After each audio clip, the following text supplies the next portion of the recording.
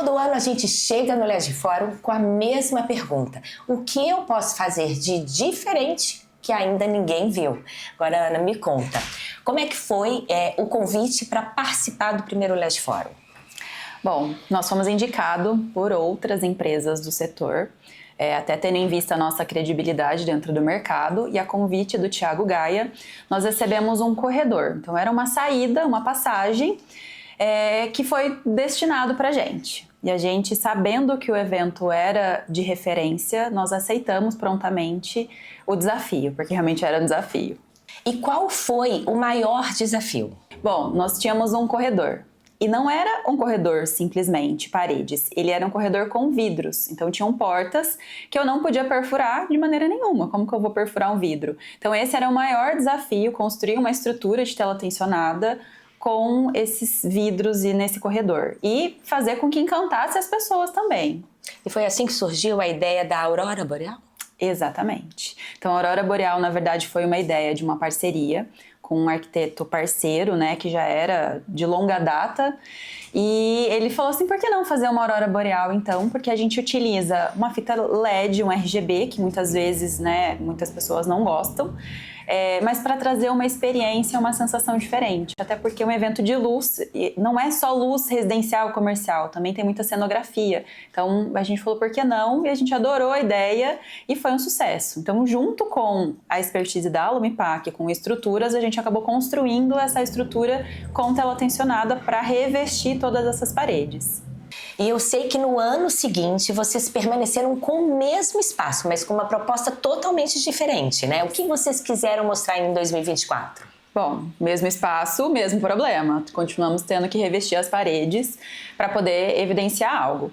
E aí a gente procurou ir para uma linha mais técnica. Então, tanto de entender qual que é a percepção de temperatura de cor junto com uma análise de uma ficha IES, o que isso interferia nesse espaço. Então, já que a gente tinha um corredor, né, ele tinha um vão, a gente acabou colocando temperaturas de cores diferentes, com intensidades diferentes, com fluxo luminoso diferentes, para mostrar o que isso impactava de fato naquele objeto que estava sendo iluminado. Então foram vasos iluminados com bastante cor para fazer essa diferenciação. E aí, assim, a cerejinha do bolo é que aí nós conseguimos fazer uma análise IES da ficha daquela luz. Então, como que ela refletia e o quanto que a tela tensionada entregava aquilo como resultado final. Então, quanto porcentagem de retenção, se tinha alteração na temperatura de cor com a tela tensionada, se ela fazia alguma alteração. Então, eram essas as características que a gente queria mostrar, além de ter levado um mostruário com várias possibilidades. Então,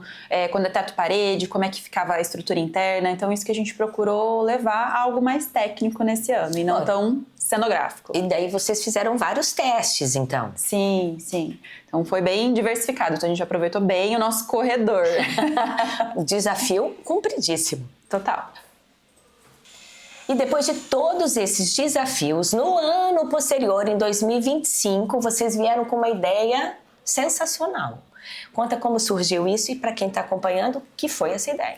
Bom, então nós mudamos de lugar agora, nosso desafio não era mais o corredor, né, isolado. Nós acabamos pegando um espaço bem na saída do auditório, e aí eu brinco que lá é a nossa feira de ciências, porque não é espaço minúsculo. Então, tá vendo esse espaço aqui? Era esse espaço que a gente tinha.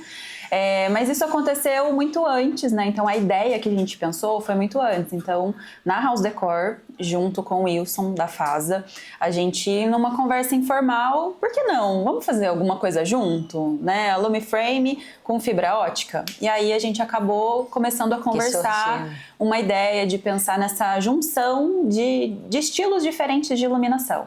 Junto com isso, né, Vicente Scopacasa também teve ideias geniais, que foi essa ideia até que a gente está vendo aqui. Então nós levamos tela tensionada com fibra ótica, né? Junto nessa parceria, a gente também colocou a Mr. LED, que tem excelentes fitas com, né, tecnologias muito inovadoras. Então a gente montou um ciclo circadiano para poder ter essa sensação do que acontece ao longo do dia. Numa imagem que você consegue perceber essas diferenças e no entardecer entrava fibra ótica. Então foi uma sensação, todo mundo ficou encantado, porque eles ficavam vidrados, né, para ter essa percepção do que estava acontecendo. Então a gente simulou o que acontece no dia, e em 1 minuto você conseguia visualizar o que estava acontecendo.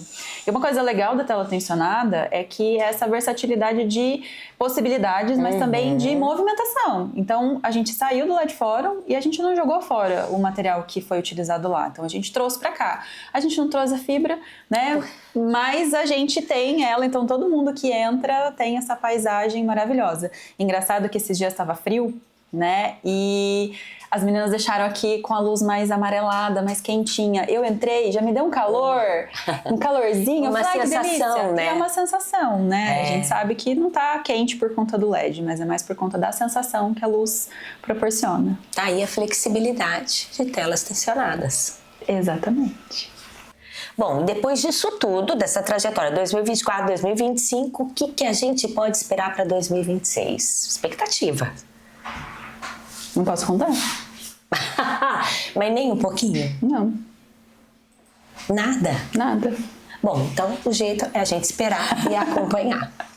Em breve.